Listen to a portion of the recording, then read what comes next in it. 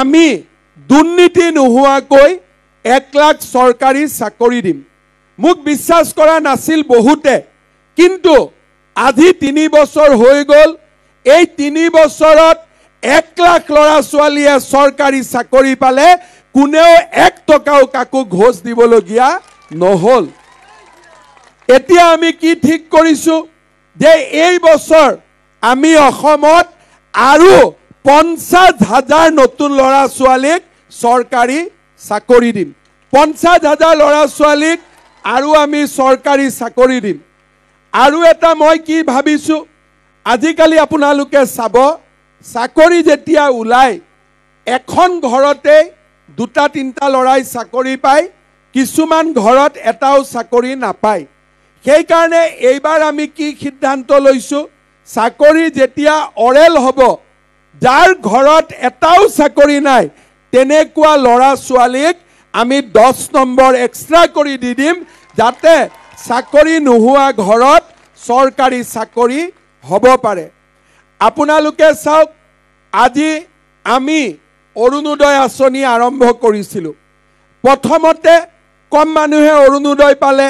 municipality ইলেকশ্যনৰ পিছত আমি অৰুণোদয় আৰু অলপ বঢ়াই দিলো কিন্তু অৰুণোদয় দৰে আঁচনি অসমৰ দৰে দুখীয়া ৰাজ্য এখনে 1250 টকাকৈ আজি 30 লাখ মহিলাই মাহত বেংকৰ একাউণ্টত 1250 টকা পায় ঘৰত তেওঁলোকৰ এতিয়া সন্মান বাঢ়িছে গিৰিয়েকসকলেও স্বামীসকলেও ভাবে যে অন্তত মোৰ পৰিবাৰৰ বেংক একাউণ্টত 1250 টকা এতিয়া মাহৰ 10 তাৰিখে আহিব 30 লাখক দিলো এইবাৰ আমাৰ আঁচনিটো কোনে লৈ গল কৰ্ণাটকে লৈ গল মধ্যপ্ৰদেশে লৈ গল ছত্তীশগড়ে লৈ গল যে অসমে যেনেকৈ অৰুণোদয় কৰিছে আমি তেনেকৈ আমাৰ ৰাজ্যটো অৰুণোদয় কৰিম এইবাৰ লোকসভা ইলেকশ্যনৰ ঠিক পিছতেই মই এইটো সিদ্ধান্ত লৈছো এজনে পায় এজনে নাপায় এই ঝামেলাবিলাক মাৰি সকলো পৰিয়ালতে এটাকৈ অৰুণোদয় আঁচনি দি দিম সকলো পৰিয়ালত কোনে কোনে অৰুণোদয় পোৱা নাই হাত দাঙকচোন এতিয়া আমাৰ পিছপালেও বহুতে হাত দাঙিছে একবাৰ চাই লওঁ ৰব পিছপালেও হাত দাঙিছে আগৰ ফালেও হাত দাঙিছে এতিয়া আৰু অহাবাৰ আৰু হাত দাঙিব নালাগে সকলোৱে অৰুণোদয় পাই যাব হ'ব সকলোৱে অৰুণোদয় পাই যাব ইয়াৰ পিছত আমাৰ গুৱাহাটীত কিছুমান মানুহৰ সমস্যা আছে যে আধাৰ কাৰ্ডখন বন্ধ হৈ আছে বহুত মানুহৰ আধাৰ কাৰ্ডৰ সমস্যা আছে 6 মাহৰ ভিতৰত মই আধাৰ কাৰ্ডৰ সমস্যাও সমাধান কৰি দিম সবেই আৰু আপোনালোকক মই মাত্ৰ এটাই অনুৰোধ কৰিম যে অৰুণোদয় আঁচনিটো লবৰ কাৰণে আপোনালোকে যেন ঘৰত ৰেচন কাৰ্ডখন লৈ লয় কাৰণ ৰেচন কাৰ্ডখন থাকিলে অৰুণোদয় পাব যাৰ আধাৰ নাই আধাৰ মই ঠিক কৰি দিম তাৰ পিছত ৰেচন কাৰ্ডখন আপোনালোকে খুজিলে পাই যাব আৰু তাৰ পিছত অৰুণোদয় হৈ যাব কাৰ কাৰ ৰেচন কাৰ্ড আছে হাত দাঙকচোন সবৰে ৰেচন কাৰ্ড আছে আৰু কাৰ নাই হাত দাঙক যিখিনি ৰেচন কাৰ্ড নাই মই আমাৰ কাউন্সিলৰ সকলক শিকাই দিম আপোনালোকে এপ্লিকেশন কৰি দিব আপোনালোককো মই ৰেচন কাৰ্ড দি দিম যাতে সকলো পৰিয়ালতে এইবাৰ অৰুণোদয় আঁচনি পাব পাৰে ৰেচন কাৰ্ডখন হলে কি লাভ হয় আজি আমাৰ যাৰ পৰিয়ালত ৰেচন কাৰ্ড আছে তেওঁলোকে 5 কেজি চাউল বিনামূলীয়া পায় কিন্তু তাতকৈ এটা ডাঙৰ কথা আপোনালোকে মুদি ডাঙৰীয়াৰ আঁচনিবিলাক চাব লুঙি ধুতি পাহৰি যাওক মুদি ডাঙৰীয়াৰ আঁচনিবিলাক চাব এটা মোৰ ঘৰত লৰা এটা নতুনকৈ কামত সোমাইছে বিয়া পাতিম বুলি পইচা পাতি গোটাইছে যে বিয়া পাতিম ফাৰ্নিচাৰ মুগাৰ মেখেলা চাদৰ ঠিক সেই সময়তে লৰাজনে গম পালে যে মোৰ দেউতাৰ বেমাৰ হাৰ্টৰ এটেক এতিয়া লৰাটোৱে কি কৰিব যিমান পইচা জমাইছিলে বিয়া বুলি দেউতাকৰ বেমাৰত খৰচ কৰিব লাগিব হয়নে নহয় কাৰণ দেউতাকৰ বেমাৰটোতো সবচে ইম্পৰ্টেন্ট কিন্তু আজি মোদী ডাঙৰীয়াই কি কৰিছে